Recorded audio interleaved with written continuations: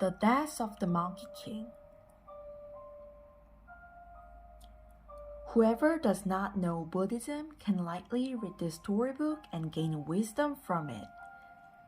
There has been a Buddhist scripture that describes Gautama Siddhartha's performing spiritual practices towards perfection of Buddhahood and practicing good deeds repeatedly throughout his former lives before he became the Buddha, which is called Jataka Tales. King of Varanasi was taking a bath by netting the Ganges River. At that time, some fruits that he saw for the first time were caught in a net. "What tree's fruit is this?" the king asked, but no one knew. A long time later, a servant brought a forest officer who took care of the forest. He looked at the fruit and said, "The fruit is an amla fruit. It tastes very good." The king split the fruit and let his servants and court ladies taste it. "It tastes amazing. Where is a tree of this fruit?" "The tree is in the Himalayas, upstream of the river." After listening to the forest officer, the king had the raft float on the river. They went up the river for many days to the Himalayas. Indeed, there was an amla tree by the river. The king spread a wooden bench under the amla tree and enjoyed eating amla fruits, which were picked by his servant.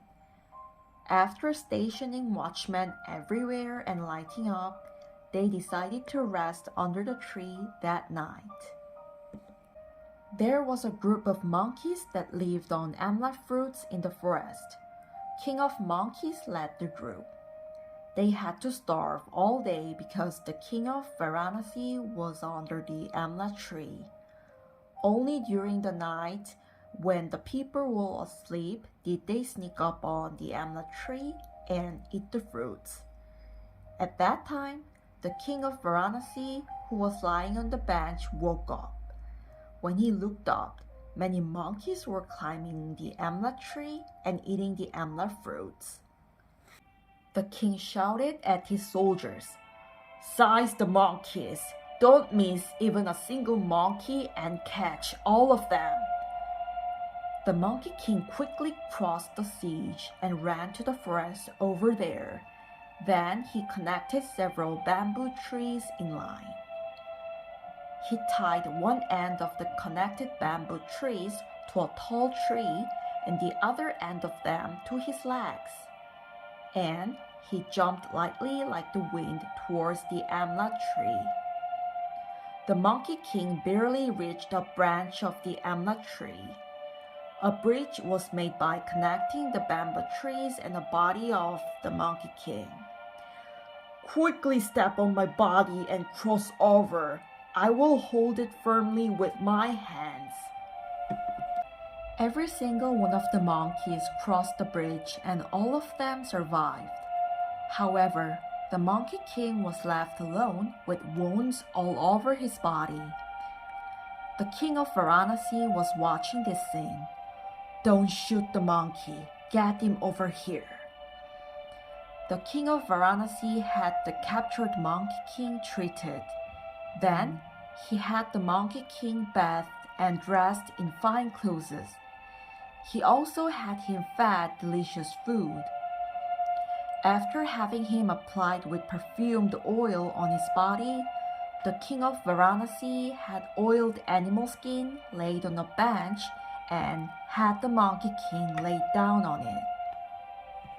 The king sat down in a low position and said to the Monkey King, "Holy King of Monkeys, you saved your own kind by building a bridge with your own body. It is something that I, King of Humans, should emulate." The Monkey King took up his talking with difficulty. "I ran through the space where 100 arrows flew, grabbed a branch with my arms to set up the bridge, and then saved my own kind. I just did my own duty as a king." Leaving the words, the Monkey King finally died. Reading and thinking. What caused the Monkey King to get hurt?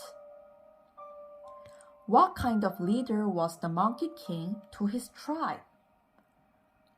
Why did the Human King treat the Monkey King with the utmost courtesy? What should I learn from the Monkey King? All leaders should be able to sacrifice even their own life to save their subordinates when they are in danger. Then everyone would look up to them. Thank you for listening.